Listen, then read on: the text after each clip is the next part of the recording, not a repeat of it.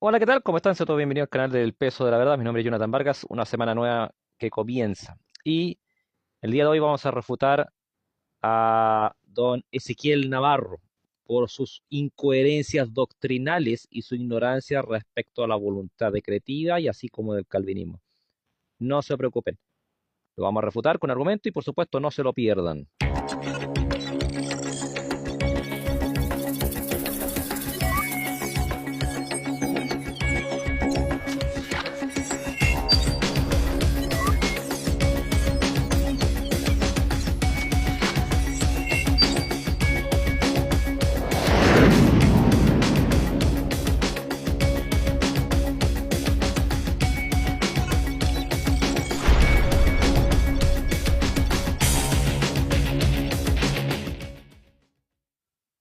He vuelto a estudiar y si antes estaba seguro, ahora estoy 2000 por 2000% mucho más seguro. Vuelvo a decir que todo calvinista de 5 puntos considera que Dios decretó el pecado, por lo tanto es una herejía y no son mis hermanos. ¡Wow! Es decir, todo el canal del Peso de la Verdad no va a poder dormir porque no somos considerados hermanos de Ezequiel Navarro. Buena forma de comenzar, ¿eh? Buena forma. Tengo 10 minutos, voy a intentar resumir de una forma sencilla las tres posiciones del calvinismo de 5 puntos en cuanto al decreto del pecado. Primero está el decreto causativo, también llamado el decreto fuerte o duro. ¿Cuál es este? Bien, esto explican que la primera causa del decreto del pecado, de la existencia del pecado, la primera causa es la voluntad soberana de Dios. Esa es la primera causa. Y que Dios utiliza causas secundarias como lo social, lo cultural, en qué tiempo naciste, cuáles son tus padres, cuáles son tus amistades, cuáles son tus inclinaciones, etc. Utiliza las circunstancias que son las causas secundarias. Estas causas secundarias es un instrumento para llevar a cabo la voluntad soberana de Dios. Y el decreto causativo, ellos dicen indirectamente que aquí no hay contingencia, que aquí se hará lo que Dios decretó sí o sí, que simplemente Dios utiliza las causas secundarias. ¿Y acaso no existe la voluntad decretiva de parte de Dios, Ezequiel? Parece que no ha estudiado mucho la doctrina de la voluntad decretiva de parte de Dios. Y que el hombre no puede resistirse a esa voluntad soberana que Dios ha determinado para que venga a la asistencia el pecado. Por ejemplo, Judas, para ellos dice que Dios decretó que Judas tendría que traicionar a Jesús y que utilizó simplemente causas secundarias, como es la codicia de Judas, la presión del Sanedrín, la tentación de Satanás, para que al final el hombre irresistiblemente, lo desee o no lo desee, termine pecando para que la voluntad soberana de Dios se cumpla, que no es otra cosa que el decreto sobre el pecado. El segundo es el decreto del deseo mayor o el decreto del, del, de Jonathan Edwards, el decreto del deseo mayor o el decreto del deseo dominante, que es Jonathan Edwards, un teólogo del siglo XVIII. Bien, este segundo punto que él está hablando, que es el decreto del deseo mayor de Jonathan Edwards, ¿a quién le importa, viejo? Jonathan Edwards falleció en el año 1758, si mal no recuerdo, 1758. Y Jonathan Edwards no es una confesión de fe. Dentro de tu argumentación no has demostrado nada, simplemente es bla bla nada más. Aunque es cierto lo primero que dijiste respecto a la voluntad decretiva causativa, que es una de las 9 distinciones de la voluntad de Dios que se han demostrado archi miles de veces en la Biblia. Y yo creo que usted está confundiendo con la voluntad decretiva de Dios, con que Dios causa directamente el pecado en el ser humano, cosa que obviamente queda totalmente descartado en la postura reformada. Pero vamos a seguir escuchando. Y el tercero está el compatibilismo. Este parece ser el más moderado, pero prácticamente es lo mismo. ¿Por qué existe la palabra compatibilismo?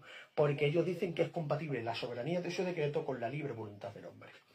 Ellos dicen de que Ellos dicen, ¿quién es ellos? El que usted dice calvinismo, compatibilismo. Ya, ok, ellos dicen, ¿y dónde lo dicen? ¿Qué artículo? ¿Qué confesión de fe? Puro bla bla, estimado, puro bla bla. Nada de fundamento todavía. Lo que se conoce como falacia de petición de principio. Realmente, Dios decretó el pecado. Pero Dios, sabiendo en qué circunstancias el hombre, desde su libre voluntad, iba a terminar haciendo aquello que Dios había decretado en su soberanía, que era pecar, Dios creó las circunstancias idóneas para que el hombre, desde su libre voluntad, terminase pecando. Déjame ponerte un ejemplo. Dios sabe que si a mí me mete en un desierto 10 horas y aparece una botella de agua que no es mía, el Señor sabe que mi voluntad se va a inclinar para poder beber esa botella de agua que no es mía y terminar pecando. ¿Yo lo he hecho sin mi libre voluntad? Sí, pero es que las circunstancias que Dios ha hecho me ha obligado a terminar haciéndolo. Por lo tanto, tampoco hay contingencia, es una contingencia hipotética, no es una contingencia real. Eso enseña el compatibilismo. Por lo tanto, Bien, dos cositas respecto al compatibilismo. Primero, el compatibilismo no es un nombre en el aspecto teológico que considera. No la encuentra en la teología sistemática de MacArthur, no la encuentra en el diccionario, manual diccionario bíblico de Justo González, no la encuentra en la teología sistemática de Hodge, no la encuentra en la teología sistemática de Luis Berkhoff, no encuentra en el diccionario teológico de Walter Elwell. No está el compatibilismo mencionado allí. ¿Sabe por qué, estimado? Porque el compatibilismo viene del mundo filosófico que nace en el siglo XX, esa palabra, que ni siquiera sale en el mundo reformado. Así que, por lo tanto, simplemente está dando patadas de ahogado con estos dos últimos puntos respecto al deseo mayor de Jonathan Edwards o al compatibilismo. Lo primero sí es cierto que Dios decreta el pecado, pero Dios no es causa directamente en el corazón del hombre que éste peque. Eso lo vamos a demostrar obviamente con algunas confesiones de fe. decretismo causativo, el decretismo del deseo mayor de Jonathan Edwards y el compatibilismo al final utilizan medios distintos, pero el fin es el mismo. Es el decreto del pecado. Ujú. Todo calvinista de 5 puntos. Habiendo Bien, una cosita más respecto al calvinismo de 5 puntos. Antes del siglo XX no existían calvinistas de 5 puntos. ¿Ya? El tulip, el famoso tulip, que son los 5 puntos, nace en el año 1903 en Inglaterra, popularizándose mucho más en 1914 y 1915. Eh, el tulip es un acróstico en inglés, no nace en el estricto rigor, no nace en el sínodo de Dort, porque el sínodo de Dort respondió con varios artículos, ¿cierto?, a la remonstrancia de los arminianos, y no respondió con algo llamado tulip. Más aún cuando ese sínodo se redactó, se escribió y se habló en latín, no en inglés, menos con siglas en inglés. Y además, los calvinistas, o un verdadero calvinista, o un verdadero reformado, porque esa es la palabra correcta más que calvinista, un verdadero reformado, es reformado no porque crea los 5 puntos del tulip, sino porque él se avala a las confesiones de fe reformada. Eso es un verdadero reformado, no porque alguien crea en el tulip. Así que totalmente fuera de contexto, o sea, y a pura falacia de petición de principio. No ha demostrado absolutamente nada, siempre ha sido bla bla nada más.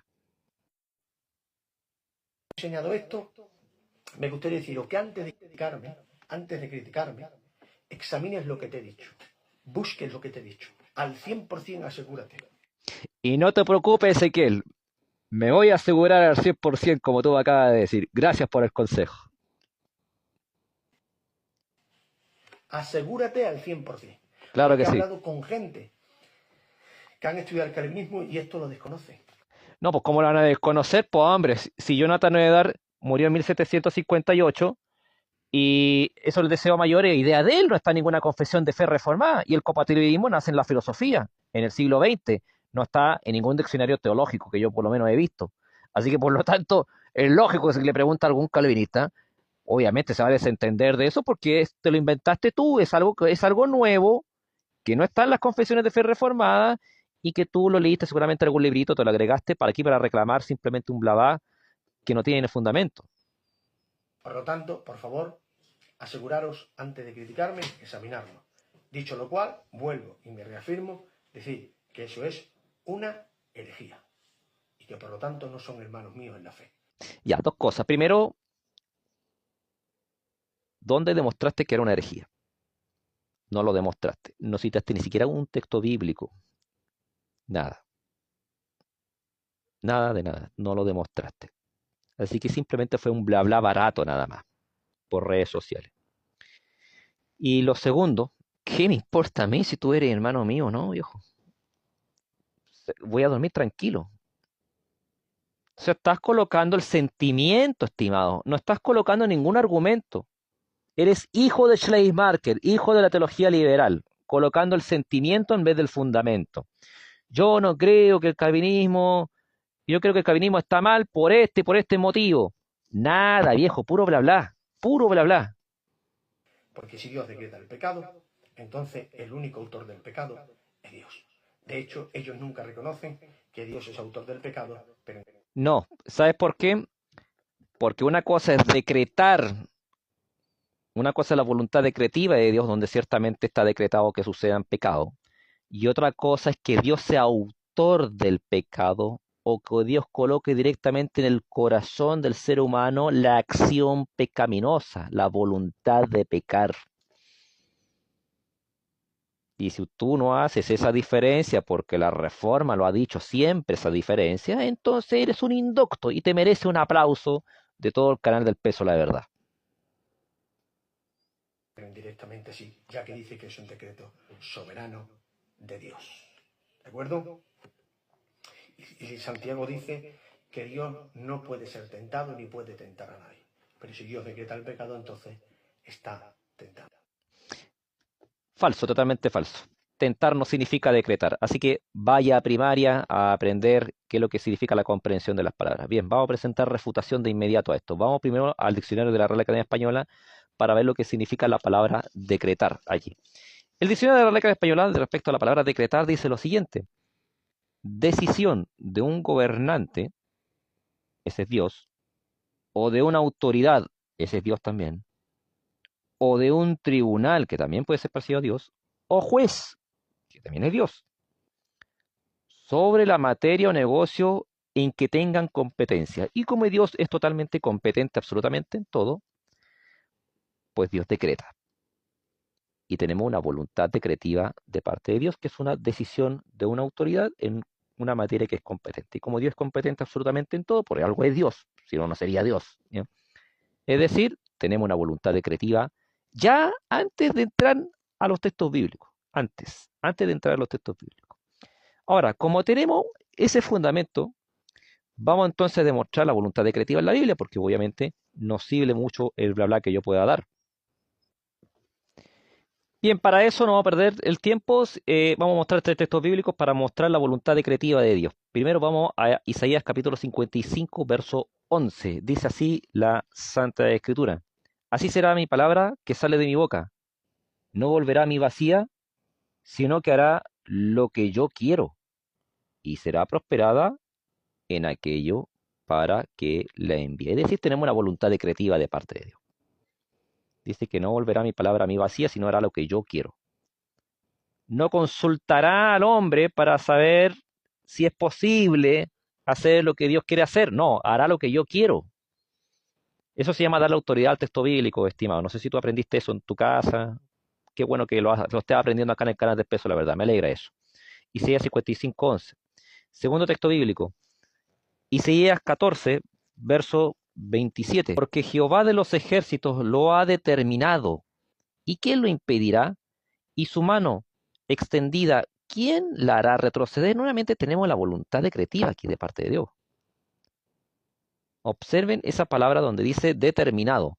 Según la concordancia Strong, viene de el hebreo yatz, que significa aconsejar, deliberar o resolver, aconsejar, acordar, avisado, confabular, consejero, consejo, consultar, dar, decretar, determinar, fijar.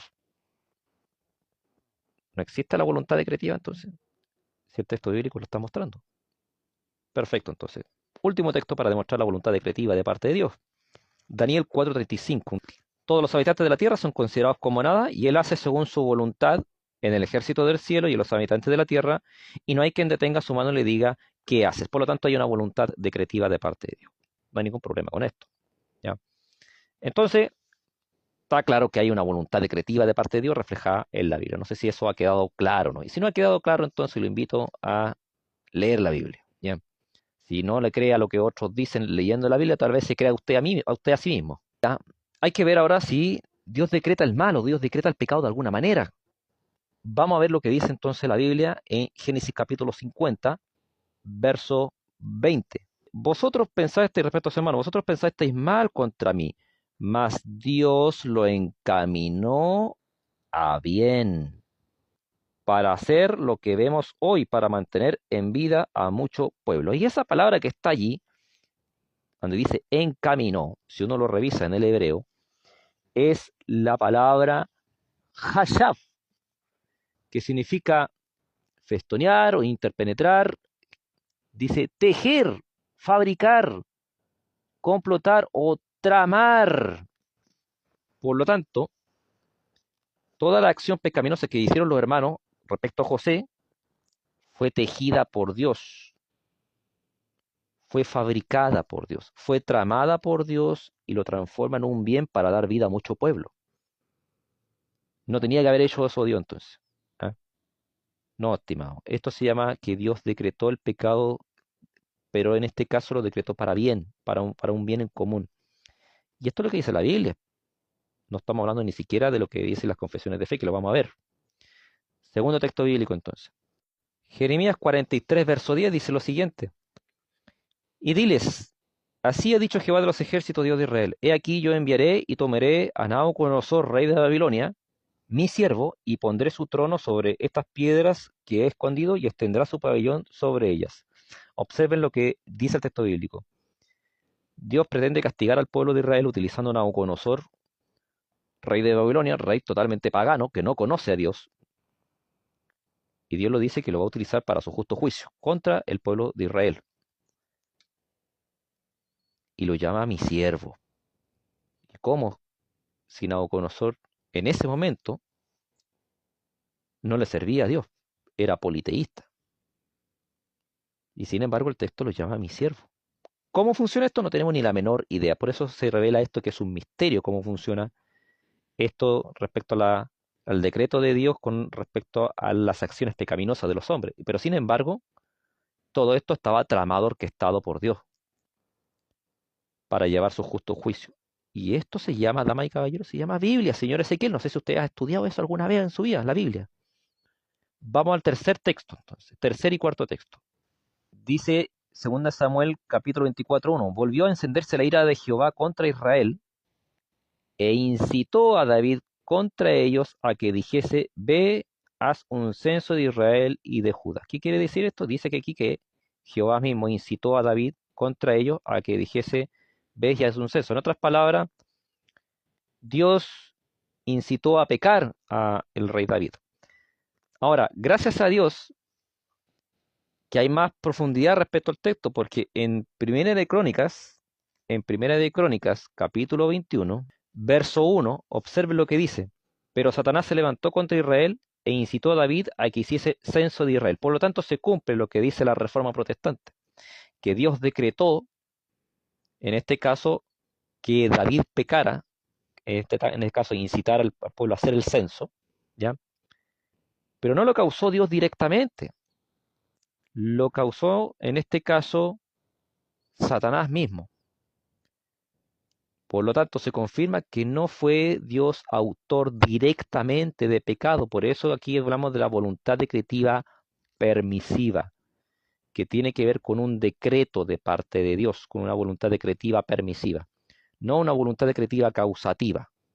Pero obviamente esto le entrará al oído a alguno y le saldrá por el otro. Pero el asunto es que, arrojando más luz respecto a este pasaje bíblico, no fue Dios directamente quien incitó a David, sino que fue Satanás. Y Satanás es un instrumento de parte de Dios, así que por lo tanto tenemos la voluntad decretiva ahí.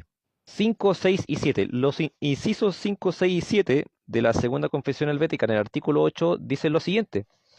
Por tanto, condenamos a todos a quienes han enseñado en sentido contrario lo antes dicho, especialmente a Pelagio y a todos los pelagianos junto con los jovinianos, quienes con los estoicos consideran que todos los pecados son iguales. En todo este asunto concordamos con San Agustín, quien derivó y defendió su punto de vista basado en las Sagradas Escrituras.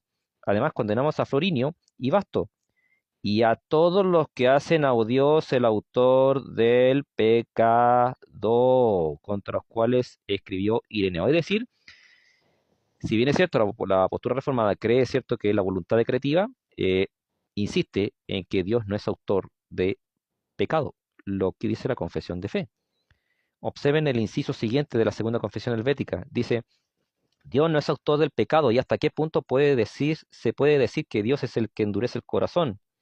Está escrito expresamente, porque tú no eres un Dios que se complace en la maldad, aborreces a todos los que hacen iniquidad, destruirás a los que hablan mentira. Y de nuevo, cuando el diablo habla mentira, de suyo habla porque es mentiroso y padre de mentira. Además, hay en nosotros suficiente pecaminosidad y corrupción que no es necesario que Dios infunda en nosotros una perversidad nueva o todavía mayor. El inciso siguiente dice, así que cuando la Escritura dice que Dios se endurece, ciega y entrega una mente depravada, ha de entenderse que Dios lo hace con un juicio justo y como un juez justo y vengador. Finalmente, como se dice en la Escritura, tan frecuentemente que Dios hace o parece hacer algo malo, no por eso se entiende que el ser humano no obra mal, sino que Dios lo permite y no lo evita de acuerdo con su recto juicio, aunque podría prevenirlo si quisiera. O porque Dios toma el mal del ser humano en bien, como lo hizo en el caso del pecado de los hermanos de José, o porque Él controla los pecados para evitar que se excedan y se controlen más de lo apropiado. San Agustín escribe en su Encridion, manual, lo que sucede contrario a su voluntad no ocurre de manera admirable e inefable aparte de su voluntad, porque no sucedería si Dios no lo permitiera. Y sin embargo, no lo permite involuntariamente, sino voluntariamente. Pero Dios, que es bueno, no permite que se haga mal, a menos que siendo omnipotente pudiera obtener lo bueno de lo malo. Así escribió San Agustín. En otras palabras, ¿cierto? Violamos, si yo no creo, ¿cierto?, que la pecaminosidad de los hombres está sin la soberanía de Dios, está fuera de la soberanía de Dios, o que está fuera del atributo divino de la aceidad de Dios, que a este personaje de Ezequiel Navarro le hace falta urgente estudiar la doctrina de los atributos de Dios, en especial la aceidad y la soberanía de Dios, para que entienda que aún estos hechos pecaminosos dependen de que sucedan de Dios. Sínodo de Dort, entonces, capítulo primero, inciso 15, dice lo siguiente. La Sagrada Escritura nos muestra y ensalza que la gracia divina y merecida de nuestra elección mayormente por el hecho de que además testifica que no todos los hombres son elegidos, sino que algunos no lo son pasados por alto en la elección eterna de Dios. Y estos son aquellos a los que Dios, conforme a su independiente, irreprensible e inmutable complacencia, ha resuelto dejarlos en la común miseria en la que por su propia culpa se precipitaron, y no dotarlos de fe salvadora y la gracia de la conversión, y finalmente, estando abandonados a sus propios caminos y bajo el justo juicio de Dios, condenarlos y castigarlos eternamente, no solo por su incredulidad, sino también por todos los demás pecados, para dar fe de su justicia divina. Observe lo que dice ahora. Y este es el decreto de reprobación, que en ningún sentido hace a Dios autor del pecado, lo cual es blasfemia un solo pensarlo, sino que lo coloca a Él como su juez y vengador terrible, intachable justo. Es decir, la Reforma dice que Dios no es autor de pecado. ¿Tendremos que acusar a la Reforma de que Dios es autor de pecado? ¿Que ellos dicen que es autor de pecado? Pues si dicen lo contrario, pues hombre, entonces ¿por qué la acusas de eso? Que en tu mente no entiendas la aporía de que cómo funciona, ¿cierto?, este misterio, ¿cierto?, de que Dios siendo perfecto, inmutable, ¿cierto?, aún así ocurren cosas que son, entre comillas, contrarios, ¿cierto?, a la voluntad preceptiva, pero van de la mano con su voluntad decretiva, voluntad preceptiva con respecto a la ley, ¿ya? Pero en su voluntad decretiva va a ocurrir todo lo que Él ha decretado y que tenga que suceder porque Él es Dios. Él creó el mundo, Él creó el futuro, nada escapa de su voluntad. El atributo divino de la aceidad otra vez. Vamos al capítulo 1, pero el inciso 18 dice, contra aquellos que murmuran de esta gracia de la elección inmerecida y de la severidad de la aprobación justa, ponemos esta sentencia del apóstol. Oh, hombre, ¿quién eres tú para que alterques con Dios? Está de nuestro, está de nuestro Salvador. ¿No me es lícito hacer lo que quiero con lo mío? Nosotros, por el contrario, adorando con piadosa reverencia estos misterios, Exclamamos con el apóstol, oh profundidad de la riqueza y sabiduría de la ciencia de Dios, cuán insondables son sus justos e inescrutables sus caminos. Porque ¿quién entendió la mente del Señor? ¿O quién fue su consejero? ¿Y quién le dio a él primero para que él le fuera recompensado? Porque de él, por él y para él son todas las cosas, a él sea la gloria por los siglos de los siglos. Amén. ¿Qué es lo que plantea, cierto, el sinodedor aquí? Plantea y ocupa el ejemplo que el apóstol Pablo utiliza ya en Romanos capítulo 9, donde dice a Jacob amé a su aborrecí y se adelanta, ¿cierto?, a la protesta. ¿Por qué después Dios inculpa entonces? ¿Por qué Dios inculpa? El apóstol Pablo, al igual que la iglesia cristiana, al igual que la reforma, no intenta darle una respuesta a esa pregunta porque no la ha revelado Dios y está fuera de nuestra mente poder entenderlo. Y recurre a la misma respuesta que hace el apóstol Pablo. Dice aquí, oh, hombre, ¿quién eres tú para que alterques con Dios? Es decir, no intenta darle una solución a esa protesta. ¿Por qué Dios inculpa? Sino que simplemente queda en un misterio, como dice cierto el sínodo de Dort, admitiendo que es un misterio que no tiene solución, lo que se conoce como aporía. Muy bien, entonces, dama y caballero, pienso que ya he dado evidencia bastante suficiente al respecto, ¿ya? Se dio texto bíblico, se dieron confesiones de fe reformada, así que, estimado Ezequiel Navarro, tómese su deseo mayor de Jonathan Edwards, tómese su compatibilismo y vaya a estudiar, hombre, vaya a estudiar, ¿ya? Ojalá estudie la Biblia, estimado. Los textos que yo le mostré, el asunto de José, me faltó mostrar, por ejemplo, el ejemplo de Acab, ¿cierto? Y qué decir el, los ejemplos de David, ¿cierto? Así que, por lo tanto, que usted sea un indocto y salga en redes sociales diciendo que esta cantidad de incoherencias doctrinales, habla mal de usted nada más. Le recomiendo estudiar los atributos divinos. Así que esto sería todo, damas y caballeros. No pierdo más el tiempo con estos indoctos, así que el Señor los bendiga y quédense por más aquí en el canal del El Peso de la Verdad.